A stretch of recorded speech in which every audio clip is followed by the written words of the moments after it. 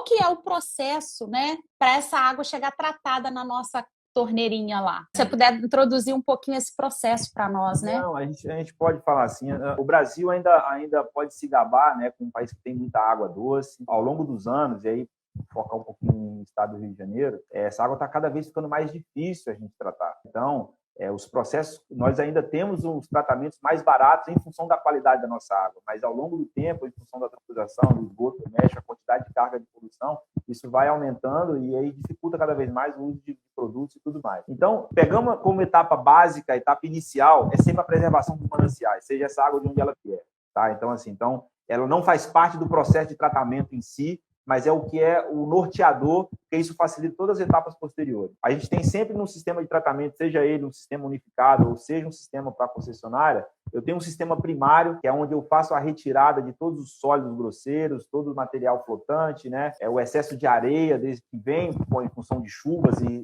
arrastos, né? Nesse manancial, principalmente se for corpo hídrico superficial. E a partir desse sistema primário, aí sim, é medida a qualidade dessa água e nós entramos no sistema secundário. Esse sistema secundário, dos mais simples, a gente faz uma coagulação, floculação e decantação, que aí o tradicional sulfato de alumínio, né, que ainda é utilizado, já tem N produtos hoje no mercado, pode facilitar. Quando essa água tem algum componente extra, um componente orgânico, uma coloração diferenciada, você acaba agregando e otimiza ainda mais esse processo de coagulação, floculação e decantação, né, usando polímeros, outras substâncias. A partir do momento que você clarificou essa água com uma entrega, você tem um processo, uma etapa terciária, que aí sim é uma etapa de sanitização dessa água, de garantir, de fato, que essa água esteja em condições e, ao longo da distribuição, você mantém essa água nessa condição.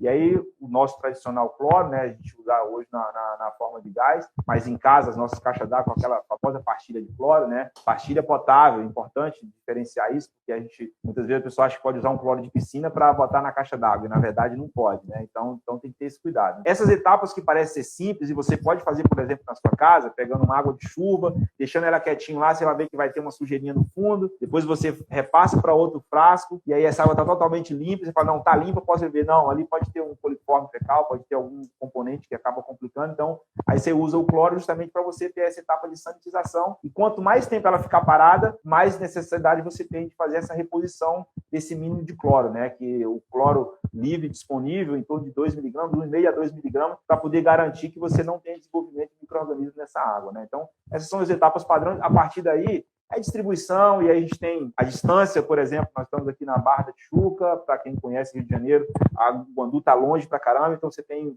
linhas e linhas de recalque ao longo disso, que são riscos de contaminação, tem outros cuidados que a concessionária tem que ter, mas para que chegue a tua água potável na sua torneira, né? Então, mesmo assim, a gente garante com um filtrinho, bota alguma coisinha ali naquela água, a caixa d'água mantém clorado, porque isso se perde um pouco essa qualidade, né? As análises da água que vem na nossa conta é água que é coletada na estação de tratamento. Então, isso é sempre importante. Se você tem uma água estranha chegando, né, tivemos casos aí, é porque ao longo do processo ou no próprio sistema de tratamento teve problema e isso acaba chegando na sua torneira. É para você ver, né? A gente abre a torneirinha, tem aquela acesso àquela água, e aí eu não sei se o pessoal tem essa reflexão do processo que é para ter essa água tratada na torneira. E assim, como que a gente veio evoluindo ao longo do tempo, né? Isso eu agradeço todo dia. A gente tem que agradecer hoje o que a gente chama de pequenas coisas são grandiosas, se você parar para pensar. E hoje, sendo o Dia Mundial da Água, é um recurso totalmente necessário para a nossa sobrevivência. E a gente está tendo acesso a ele de forma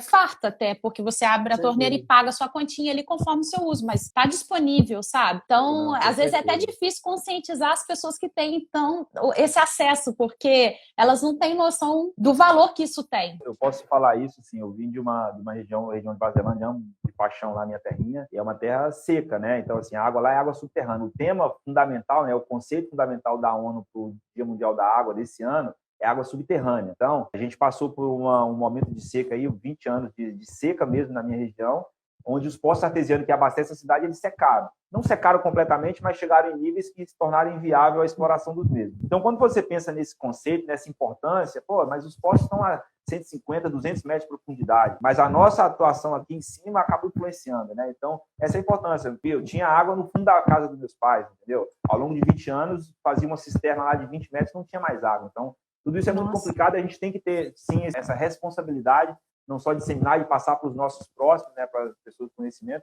da importância que é a água, porque por mais que a gente tenha a noção de fartura por estar no Brasil, né, por ter todo esse mundo de água, mas quando você olha esse bem disponível a nível mundial, tem muita gente que não tem acesso, né? Então isso é bem preocupante nesse conceito.